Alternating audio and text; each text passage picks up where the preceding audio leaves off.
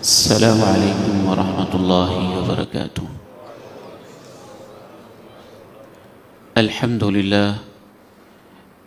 لله نحمده ونستعينه ونستغفره ونعوذ بالله من شرور أنفسنا ومن سيئات أعمالنا.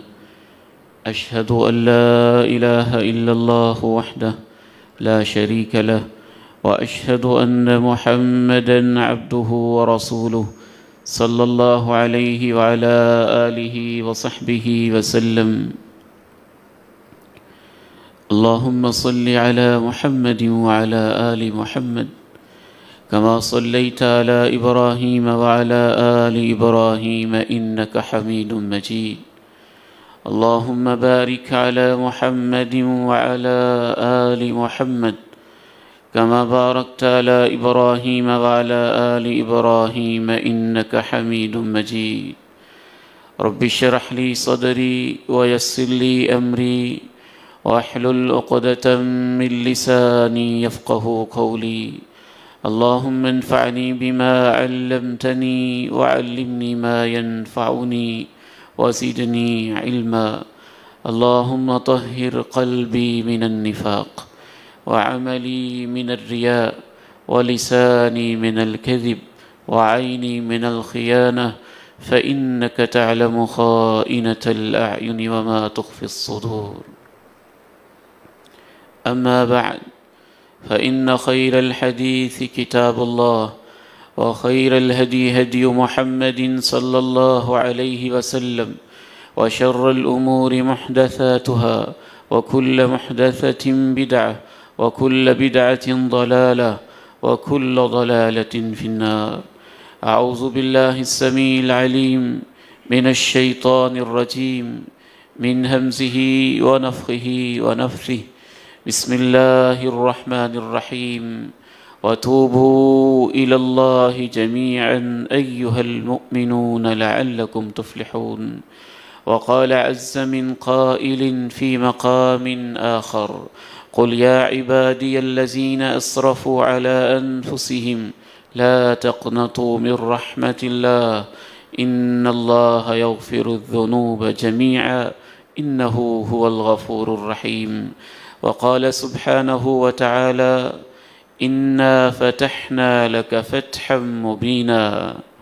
ليغفر لك الله ما تقدم من ذنبك وما تأخر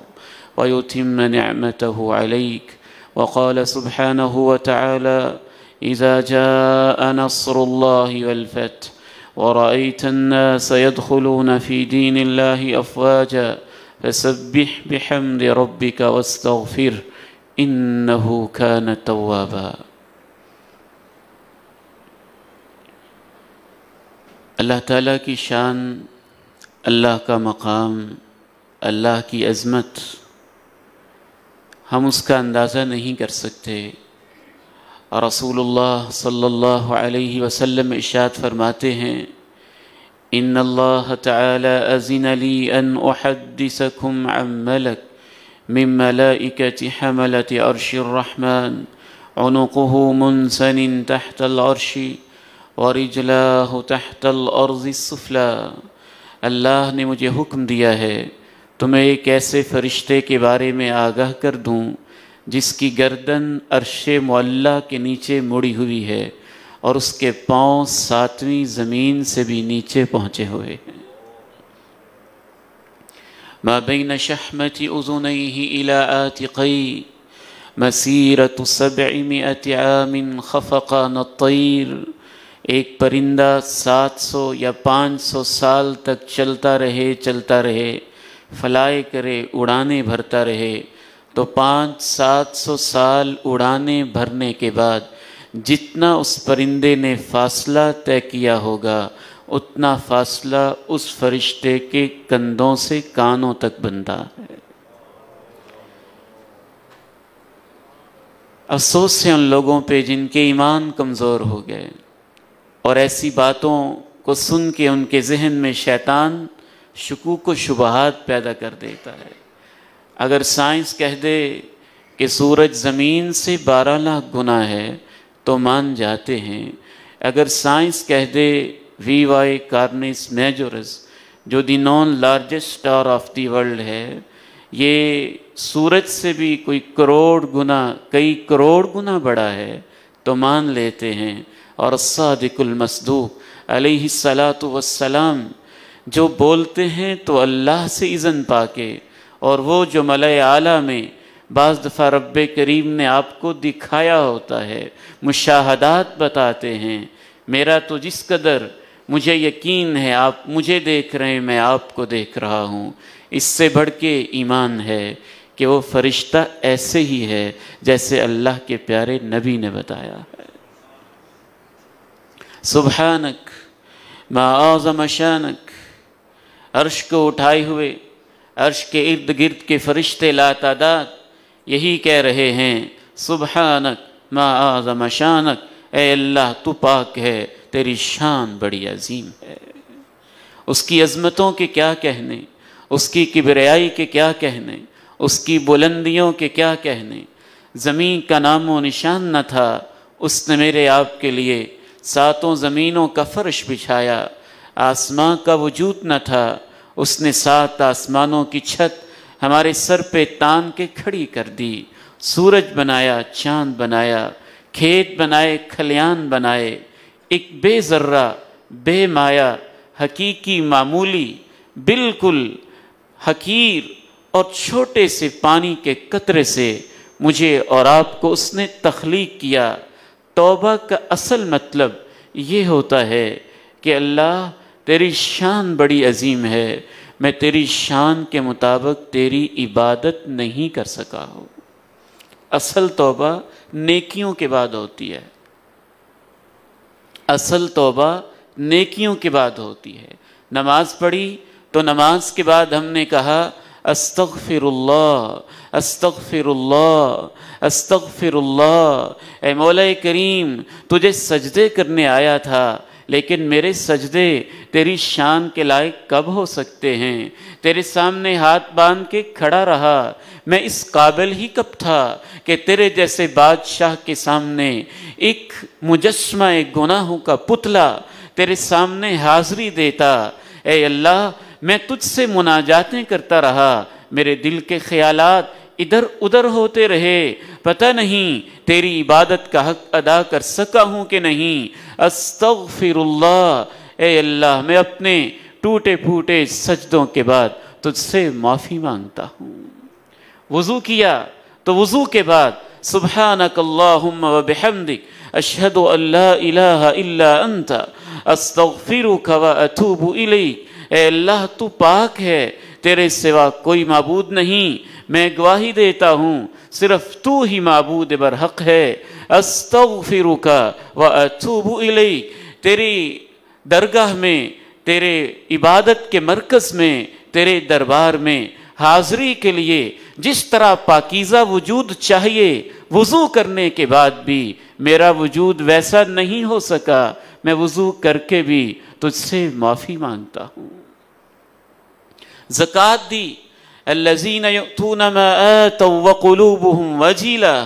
تو دل میں یہ خوف، اللہ مال پتہ نہیں اس میں کوئی کمی بیشی رہ گئی ہوگی، تیری راہوں میں دے رہا ہوں، تیری رضا کے لیے دے رہا ہوں، پتہ نہیں میرے مال میں کمی، میرے دینے میں کمی، کہیں کہیں کیسی کوتاہیاں رہ گئی ہوں گی، میں تجھ سے معافی مانگتا ہوں۔ حج پہ گئے، گھر کو چھوڑا، ماں باپ کو چھوڑا، بچوں کو چھوڑا، بیوی کو چھوڑا، رشتہ دار کو چھوڑا، اقارب کو چھوڑا، کفن جیسی چادریں پہنی، مینا میں گئے، بیت اللہ کا طواف کیا، خانہ کعبہ میں گئے، بیت اللہ کا طواف کیا، حجر اسود کو بوسے دیے، صفا مروہ کی سعی کی، مینا کے اندر لبیک لبیک کہتے ہوئے کبھی ادھر کبھی ادھر، پھر میدان عرفات میں گئے، فَإِذَا أَفَضْتُم مِّنْ عَرَفَاتٍ فَاذْكُرُوا اللَّهَ، وہاں بھی اللہ نے کہا، میدان عرفات میں بھی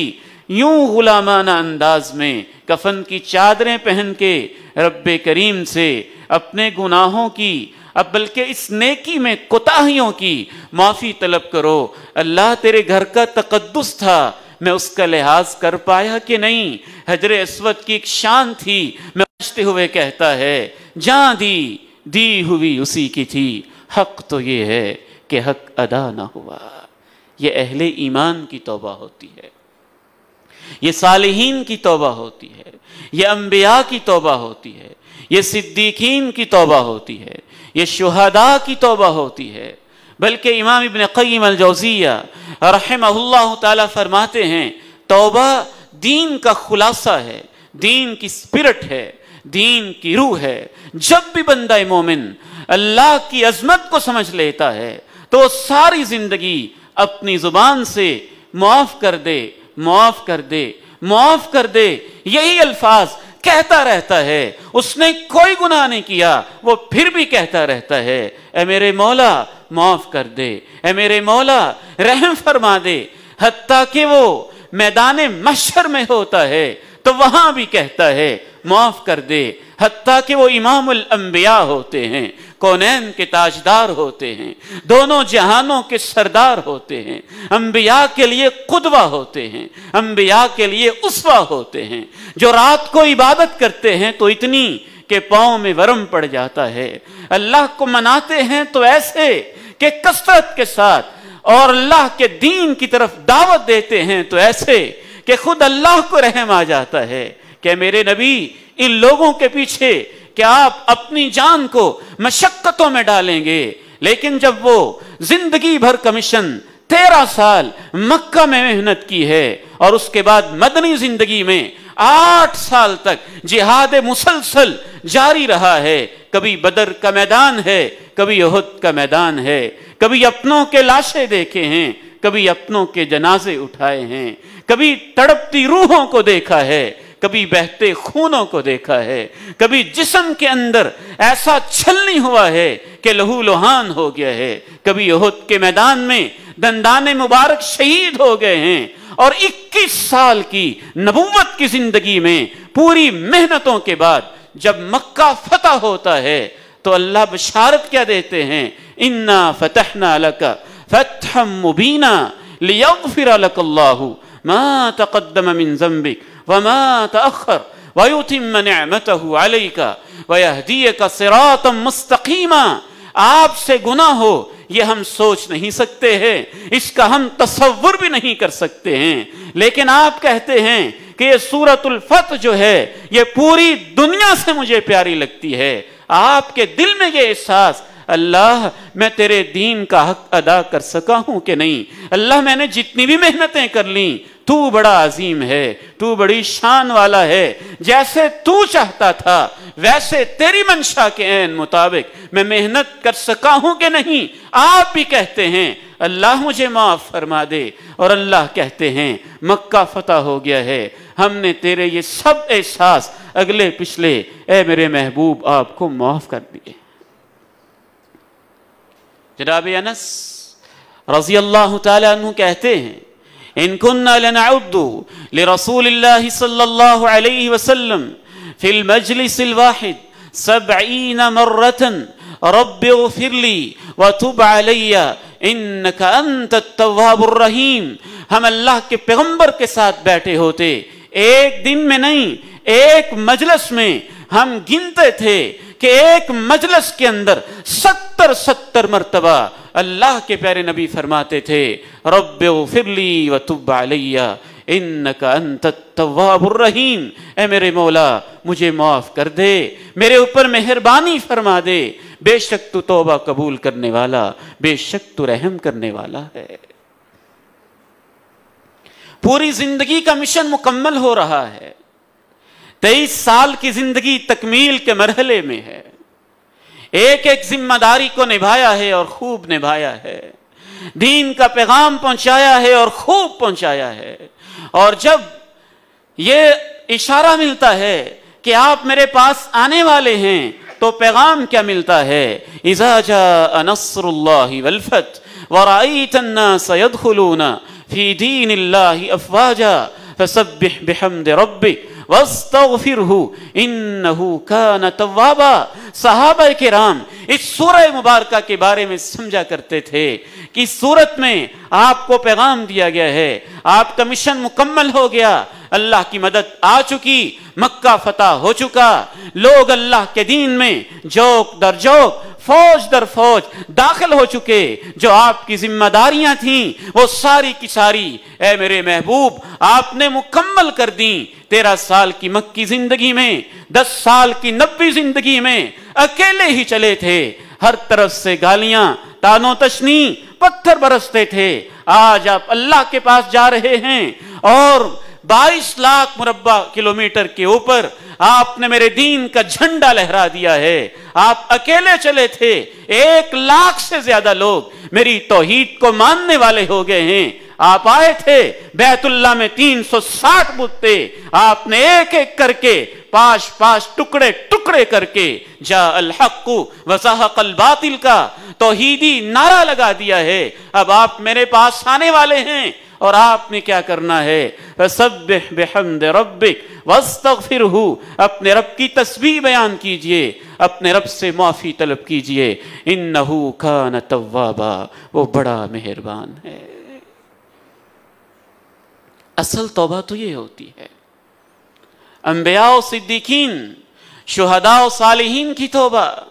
اسی لیے امام ابن قیم الجوزیہ رحمہ اللہ فرماتے ہیں دین شروع بھی توبہ سے ہوتا ہے، مکمل بھی توبہ سے ہوتا ہے، زندگی شروع بھی توبہ سے ہوتی ہے، مکمل بھی توبہ پہ ہوتی ہے، زندگی کا آغاز شروع بھی توبہ سے ہوتا ہے، اختتام بھی توبہ پہ ہوتا ہے۔ انسانیت کی روح اور خلاصہ، انسانیت کی تخلیق کا مقصد ہی انسان کے دل کے اندر اللہ کی عظمت کا اس قدر احساس بیدار ہو جائے کہ وہ سب کچھ کر کے بھی کہے اللہ تیری شان کے مطابق تو میں نہیں کر سکا ہوں نا۔ حضرات محترم، یہ تو ان لوگوں کا حال ہے جنہوں نے عمر بھر کوئی کوتاہی کی ہی نہیں، جن کا جینا بھی اس کے لیے، جن کا مرنا بھی اس کے لیے، جن کا اٹھنا بھی اس کے لیے، جن کا بیٹھنا بھی اس کے لیے، جن کا سونا بھی اس کے لیے، جن کا جاگنا بھی اس کے لیے۔ وما قدر اللہ حق قدری والارض جميعا قبضته یوم القیامہ والسماوات مطویات بیمینی۔ یہی وجہ ہے کہ عرش کو اٹھانے والے فرشتے بھی کہتے ہیں اللہ اپنے بندوں کو معاف کر دے، اور کائنات کے سب سے محبوب ترین انسان، عظیم ترین انسان، اللہ کے سب سے محبوب اور پیارے بندے محمد کریم علیہ الصلوۃ والسلام، فداہ ابی و امی، ان پہ میرے ماں باپ قربان ہو جائیں، وہ بھی سب سے زیادہ اگر کوئی کام کرتے ہیں تو خود اپنے لیے بھی معافیاں مانگ رہے ہیں اور اپنی امت کے لیے بھی، اے اللہ میری امت کو معاف کر دے۔ وَاسْتَغْفِرْ لِذَنْبِكَ وَلِلْمُؤْمِنِينَ، اللہ کا حکم بھی یہ ہے، اللہ کا ارشاد بھی یہ ہے، اللہ کی تعلیم بھی یہ ہے۔ لیکن اگر انسان ایسا ہو کہ اس سے گناہ ہو جاتا ہو، انسان ایسا ہو کوئی 21ویں صدی میں جیتا ہو، انسان ایسا ہو جو لاہور کے چوکوں چراہوں بازاروں میں زندگی بسر کر رہا ہو، اگر آپ کا امتی ایسا ہو جو یوٹیوب کے چینلز پہ، فیس بک کے پیجز پہ، واٹس ایپ کے گروپوں پہ، گوگل کے سرچ انجنز پہ، اور آج کی لیپ ٹاپ اور ٹیب پہ، اور آج کے موبائل اور ٹچ سسٹم پہ، اور آج کی پوری دنیا میں صبح بھی اس کی آنکھیں بے حیائی کرتی ہوں، شام کو بے حیائی کرتی ہوں، رات کو بے حیائی کرتی ہوں، اس کا نظام سود کے اوپر مبنی ہو، اس کی معیشت پوری کی پوری اور پورا سسٹم انٹرسٹ بیسڈ ہو، اس کے کاروبار میں کہیں دھوکے، کہیں ملاوٹیں، کہیں ظلم، کہیں ستم، اس کے معاملات بھی ظلم کے اوپر مبنی، اس کی صبحیں دوپہریں، اس کی شامیں اور راتیں، اور اس کے باوجود وہ محسوس نہ کرے کہ مجھے توبہ کی کس قدر ضرورت ہے، تو پھر وہ سمجھ لے کہ اس کا دل گناہ کر کر کے اتنا پتھر ہو چکا ہے کہ اس کے اندر سے اللہ کی عظمت کا احساس بھی ختم ہو چکا ہے۔ امام ابن قیم الجوزیہ رحمہ اللہ تعالی فرمایا کرتے تھے، اور کیا خوب فرمایا کرتے تھے، بعض دفعہ گناہ کا جرم اتنا نہیں ہوتا، لیکن گناہ کے بعد احساس ہی نہ ہونا کہ اللہ دیکھ رہا تھا اور میں گناہ کرتا رہا، گناہ کے بعد شرم ہی محسوس نہ ہونا کہ اللہ تیری آنکھوں کے سامنے اور تیرے سامنے میں اتنا جری اور دلیر بنا، دروازہ کھٹکھٹایا تو میں ڈر گیا، ہوا کے چلنے سے پردہ ہلا تو میں ڈر گیا، کوئی ناکنگ ہوئی تو میں ڈر گیا، قدموں کی آہٹ آئی تو میں ڈر گیا، چاپ سنی تو میں ڈر گیا، آواز سنی تو میں ڈر گیا۔ اے اللہ نہ ڈرا تو بس تجھی سے نہ ڈرا۔ گناہ کے بعد یہ بے مروتی اور گناہ کے بعد یہ بے حیائی اور گناہ کے بعد ان احساسات کا مر جانا، بعض دفعہ یہ اس گناہ سے بھی بڑا جرم ہوتا ہے۔ ہمارے لیے توبہ کا کیا مقصد ہے؟ ہم جو گناہگار بندے ہیں، ہمارے لیے بھی توبہ ایک عظیم مقصد رکھتی ہے، ایک عظیم مقصد رکھتی ہے۔ وہ صرف یہی نہیں کہ گناہ سے معافی کا ذریعہ ہے، بلکہ وہ درجات کی بلندی کا بھی ذریعہ ہے، دل کی روشنی کا ذریعہ ہے، فرشتوں کے قرب کا ذریعہ ہے، فرشتوں کی دعاؤں کا ذریعہ ہے، اللہ کی محبتوں کا ذریعہ ہے، اللہ کی رحمتوں کا ذریعہ ہے۔ قربان جائیے ان عظیم لوگوں پہ، کیا انہوں نے دین میں تحقیقات کی تھیں، کیا کچھ لکھا تھا، کیسے ڈوب جاتے تھے قرآن و سنت کے معنی کو سمجھنے میں۔ شیخ الاسلام امام ابن تیمیہ رحمہ اللہ اور ان کے شاگرد عظیم شیخ الاسلام امام ابن قیم الجوزیہ رحمہ اللہ، ان میں سے بالخصوص جو اپنے اس عظیم امام کے شاگرد امام ابن قیم نے لکھا ہے، انسان سوچ کے حیران رہ جاتا ہے۔ فرماتے ہیں کہ بعض مقامات ایسے ہیں جو گناہگار بندوں کو بھی توبہ کے بغیر حاصل نہیں ہو سکتے تھے، حتیٰ کہ وہ مقام فرشتوں کو حاصل نہیں ہو سکتے، حتیٰ کہ وہ مقام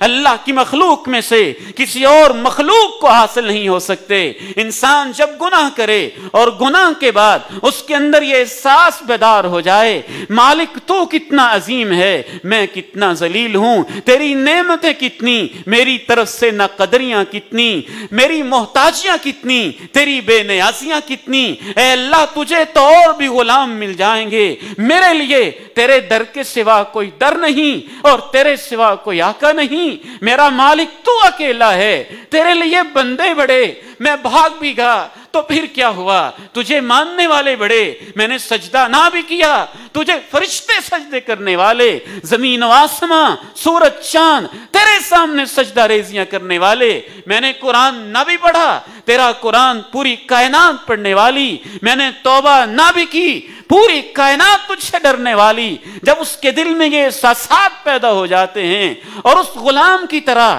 جو مالک سے بھاگ گیا تھا، مالک کی چوری کر کے، مالک کی نافرمانی کر کے، مالک کی نافرمانی اور بغاوت کر کے پھر اس سے پکڑا گیا اور وہ واپس آ گیا اور اس نے مان لیا جرم میرا ہے، اور اس نے مالک کے سامنے یوں اپنے گالوں کو، اپنے رخساروں کو، اپنے چہرے کو زمین پہ لٹا دیا۔ امام ابن قیم فرماتے ہیں کہ اللہ مالک اتنا عظیم ہے، جب اس ٹوٹے ہوئے دل میں اور اس شکستہ دل میں یہ احساس پیدا ہوتے ہیں، اور جب ان آنکھوں میں اس وجہ سے آنسو آتے ہیں، اور جب یہ ہاتھ اس وجہ سے اٹھ جاتے ہیں، اور جب یہ زبان اس احساس کے ساتھ معافی مانگتی ہے، تو اللہ انسان کو وہ مقام دیتا ہے جو گناہ کے بغیر اس کو مل سکتا ہی نہیں تھا۔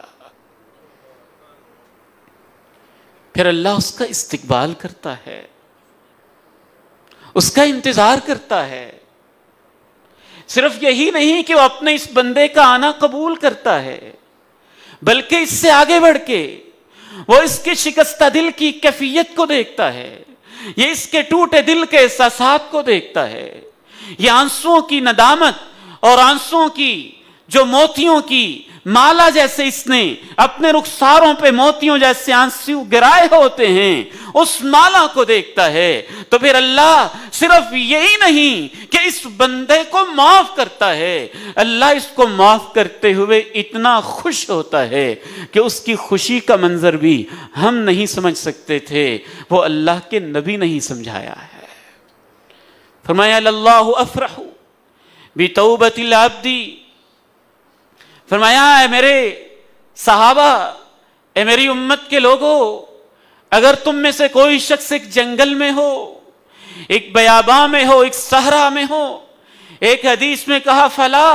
ایک صحرا میں ہو، ایک حدیث میں کہا دویہ، ایک حدیث میں کہا مہلکہ، صحرا بھی ایسا ہو جہاں تک نگاہ پہنچتی ہے وہاں تک صحرا ہی صحرا ہے، ریت ہی ریت ہے، خشکی ہی خشکی ہے، نہ ہریالی ہے نہ پانی کا قطرہ ہے، اتنے لمبے چوڑے صحرا کے اندر بس یہ ایک اکیلی جان ہے، اور اس کے پاس اس کی سواری ہے، اور سواری کے اوپر رکھا ہوا ایک مشکیزہ ہے کہ اس سے پانی پی لوں گا، اور چند زیادہ راہ زیادہ سفر ہے کہ یہ کھجوریں یا یہ چیزیں کھا لوں گا۔ تھکا ہارا یہ شخص لیٹ جاتا ہے آرام کرنے کے لیے، اٹھ کے دیکھتا ہے سواری بھی غائب، مشکیزہ بھی غائب، اور کوئی راہ سجائی نہیں دیتی، ادھر دوڑا ادھر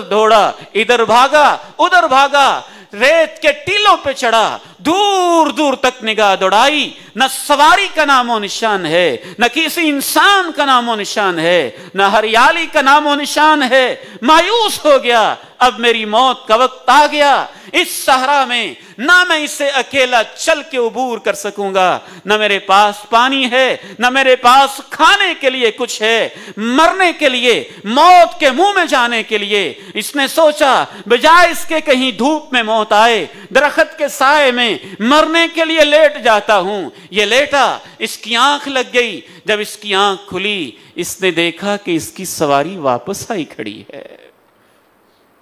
وہ کتنا خوش ہوا ہوگا، زندگی کی رمق اس کی رگوں میں دوڑی۔ آپ فرماتے ہیں کہ جتنی اس بندے کو خوشی ہوتی ہے جب بندہ مومن اللہ کے در پہ واپس آ جاتا ہے، اللہ کو اس سے زیادہ خوشی ہوتی ہے، اس سے زیادہ خوشی ہوتی ہے۔ اس کی خوشی کیسی خوشی ہوتی ہے؟ وہ کیوں خوش ہوتا ہے؟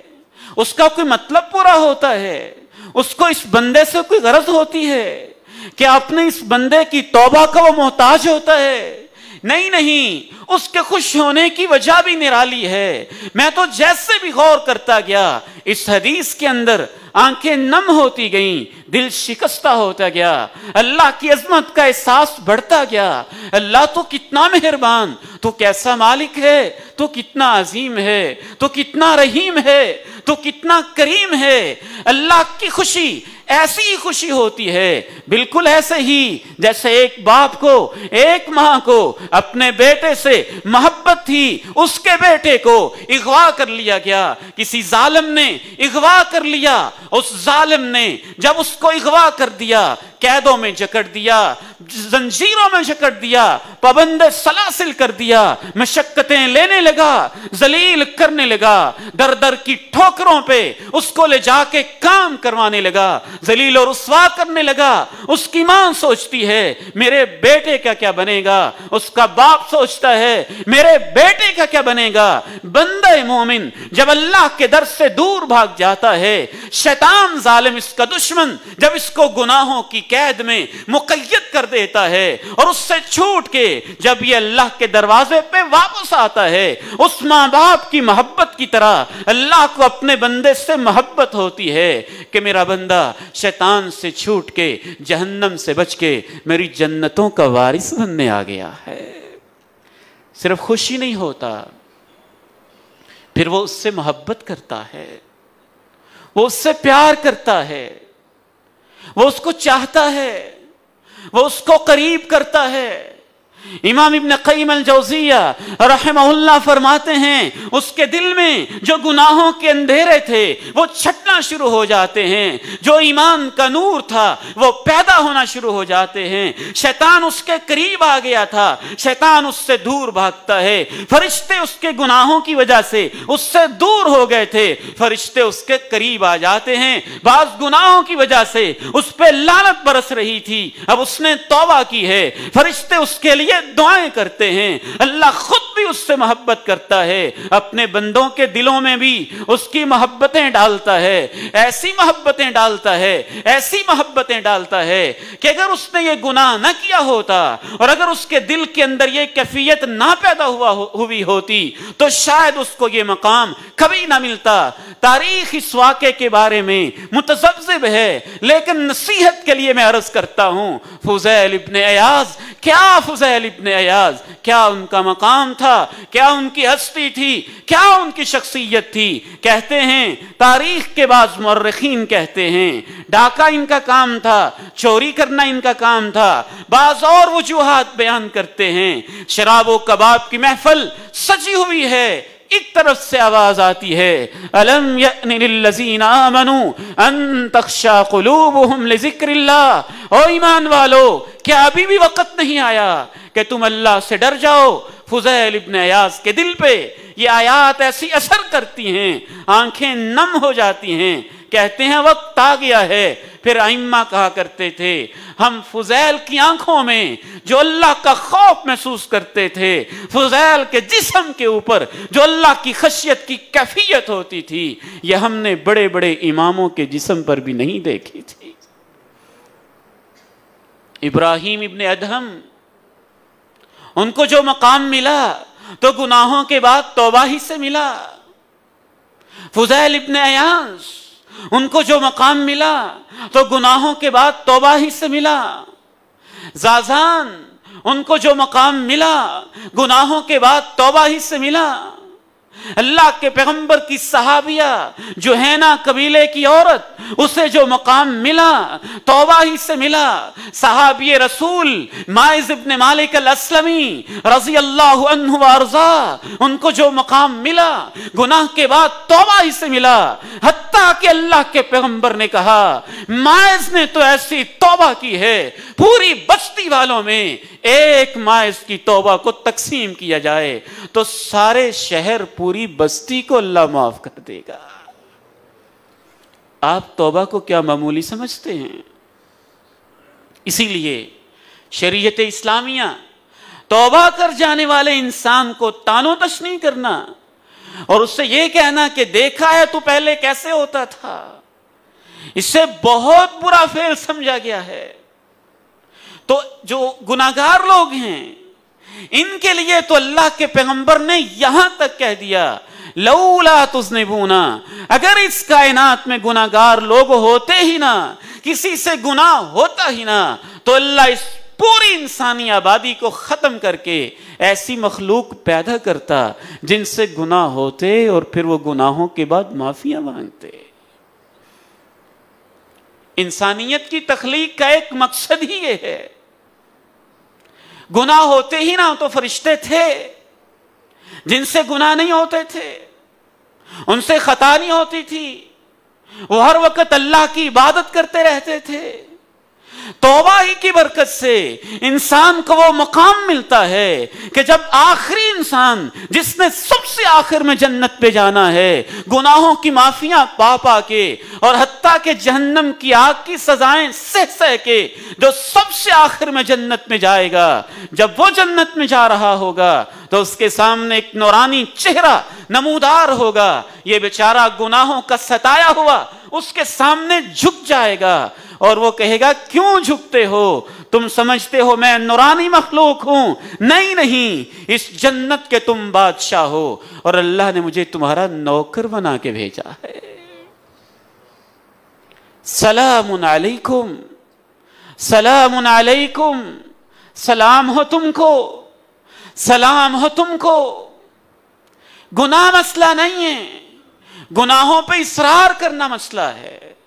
اللہ رب العزت کی یہ صفت مغفرت، توبہ قبول کرنا اور صفت رحمت، یہ اتنی عظیم صفت ہے کہ اللہ نے چند ایک چیزیں اپنے ہاتھ سے بنائی ہیں۔ زمین بنائی کن کہہ کے، آسمان کو تخلیق کیا تو کن کہہ کے بحر و بر کو، کن کہہ کے ساری مخلوقات کو، کن کہہ کے جناب آدم کو اپنے دونوں مبارک ہاتھوں سے پیدا کیا۔ جنت عدن کو جہاں جنتیوں نے رہنا ہے، اس کے بہت سارے انتظامات اللہ نے اپنے ہاتھوں سے کیے، اور کہا ان کی میزبانی کے انتظام میں نے اپنے ہاتھوں سے کیے ہیں، اور میرے ہاتھوں کی برکت سے ان کی جنت میں وہ کچھ ہے جو یہ سوچ نہیں سکتے۔ جتنا کچھ بیان کیا گیا ہے جنت کے بارے میں، یہ وہ والی جنت ہے جو بالکل کم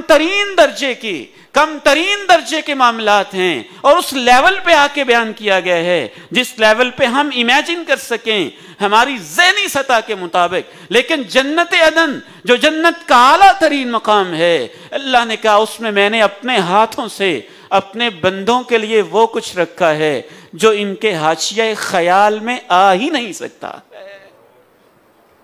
آدم کو اپنے ہاتھوں سے پیدا کیا، جنت عدن کو اپنے ہاتھوں سے پیدا کیا، تورات کو اپنے ہاتھوں سے لکھا، اور ایک تحریر اللہ نے اپنے ہاتھوں سے لکھی۔ اس تحریر میں اللہ نے لکھا ان رحمتی سبقت غضبی، ان رحمتی سبقت غضبی، میرے بندے گناہ کریں گے، میں ان پہ ناراض ہو جاؤں گا، یہ معافیاں مانگیں گے، میں خوش ہو جاؤں گا، کبھی میری رحمت کبھی میرا غصہ ہوگا، لیکن میں نے فیصلہ کر لیا ہے اپنے بارے میں، میری رحمت میرے غصے پہ ہمیشہ فتح پائے گی۔ یہ اللہ نے اپنے ہاتھوں سے لکھا۔ سنن ابن ماجہ کی روایت کے مطابق اور صحیح بخاری کی روایت کے مطابق اللہ نے اس تحریر کو عرش کے اوپر اپنے پاس رکھا ہوا ہے۔ ان رحمتی سبقت غضبی، ان رحمتی سبقت غضبی۔ ایک روایت میں ہے لما خلق اللہ الخلق، جب اللہ نے مخلوق کو پیدا کیا تو یہ تحریر لکھی، اور ایک دوسری روایت میں ہے مخلوق کو پیدا کرنے سے پہلے ہی اللہ نے یہ تحریر لکھ دی، میری رحمت میرے غصے سے جیت جائے گی۔ ممکن ہے اللہ نے پہلے بھی لکھا ہو، بعد میں پھر لکھا ہو، اپنی رحمت کے اظہار کے لیے، اپنی مہربانی کے اظہار کے لیے، اپنی محبتوں کے اظہار کے لیے۔ رسول اللہ صلی اللہ علیہ وسلم ارشاد فرماتے ہیں ان اللہ تعالی یبسط یدہ باللیل لیتوب مسیء النہار، اللہ ہر دن ہر صبح جب سورج طلوع ہوتا ہے، سپیدہ سحر پھوٹتا ہے، ایک نئی صبح روشنی نمودار ہوتی ہے، اللہ اپنے ہاتھ کو پھیلا دیتا ہے، اے رات میں گناہ کرنے والو آؤ میں نے اپنا ہاتھ پھیلایا ہے، مجھ سے معافیاں مانگ لو، اور ہر رات اپنا ہاتھ پھیلا دیتا ہے کہ آؤ گناہ کرنے والو مجھ سے معافیاں مانگ لو۔ آئیے آج کے اس خطبہ جمعہ میں مسجد اسحاق میں پریشانی کے اس ماحول میں، جبکہ ہر طرف جو بھی پریشانیاں ہیں ہمارے ہی گناہوں، ہماری ہی تقصیروں، ہماری ہی کوتاہیوں، ہمارے ہی کچھ مسائل کی وجہ سے ہوتی ہیں، بہت زیادہ ضرورت ہے ان حالات میں کہ ہم نے کچھ نہیں بھی کیا تو پھر بھی معافی مانگے۔ اللہ جیسے حق تھا تیری عبادت کا ہم ادا نہیں کر سکے، اور شاید یہ تو ہم سوچ ہی نہیں سکتے کہ ہم ان لوگوں میں ہیں، ہم ان لوگوں میں نہیں ہیں، ہم تو دن رات کوتاہیاں کرنے والے ہیں، تو ہمیں اللہ سے کتنی مرتبہ معافی مانگنی ہوگی۔ اللہ مجھے اور آپ کو یہ توفیق نصیب فرمائے۔ دروازہ کھلا ہوا ہے تب تک جب تک آنکھیں بند نہ ہو جائیں، اور آنکھیں کب بند ہو جائیں یہ کچھ پتہ نہیں ہے، کچھ پتہ نہیں ہے۔ یہاں بیٹھے ہوتے تھے، مجھے بھولتے نہیں ہیں، حاجی عبدالرزاق رحمہ اللہ تعالی، اللہ ان کی مغفرت فرمائے، شیخ یونس بٹ رحمہ اللہ، یوں ان کا خوبصورت چہرہ جن سے ہم نے پڑھا آنکھوں کے سامنے، یوں مسکراتا چہرہ ہر وقت رہتا ہے۔ کب بند ہو جائیں یہ پتہ نہیں ہے، اور اللہ نے یہ دروازہ کھولا ہوا ہے، جو کچھ بھی ہو گیا ہے واپس تو آؤ، گناہ کو چھوڑ دو، آنسو بہا لو، پشیمان ہو جاؤ، وعدہ کر لو آئندہ نہیں کریں گے، جو اللہ کے بندوں کے حق چھینے ان کو واپس کر دو۔ اللہ کہتے ہیں آنکھیں بند ہونے اور جان حلق تک پہنچنے سے پہلے پہلے میں انتظار میں ہوں، تم کب آؤ اور میں تمہیں معاف کر دوں۔ تم آؤ گے نا تو میں دوڑ کے آؤں گا، تم ایک ہاتھ آؤ گے میں 2 ہاتھ آؤں گا، تم چل کے آؤ گے میں دوڑ کے آؤں گا، اور اگر اب نہ آئے تو بعض سلف الصالحین نے لکھا ہے جہنم میں جہنمی اتنا روئیں گے اور اتنے آنسو بہائیں گے، اگر چاہیں تو ان کے آنسو میں کشتیاں بھی چلائی جا سکیں گی، لیکن ان کے آنسو بہانے کا فائدہ کوئی نہیں ہوگا۔ اور دوسرا وقت قیامت کا ہے، یعنی توبہ کے دروازے بند ہونے کے 2 ہی وقت ہیں۔ ہر انسان کی انفرادی زندگی میں آنکھیں بند، توبہ کا دروازہ بند، جان حلق تک پہنچی، توبہ کا دروازہ بند، اور پوری کائنات کے لیے سورج مغرب سے طلوع ہوا، قیامت کی سب سے بڑی نشانی، بلکہ قیامت کے ظہور کا وقت شروع ہو گیا، اور سب کے لیے توبہ کا دروازہ بند۔ اللہ سے دعا ہے جیتے جی اللہ ہمیں توفیق دے، ہم اس کی عظمت کو سمجھیں، ہم اس کی شان کو سمجھیں، ہم اس کے مقام کو سمجھیں، اس کے حضور ہر وقت معافیاں مانگتے رہیں، اور وہ ہمیں معاف فرما دے۔ وآخر دعوانا الحمد للہ رب العالمین۔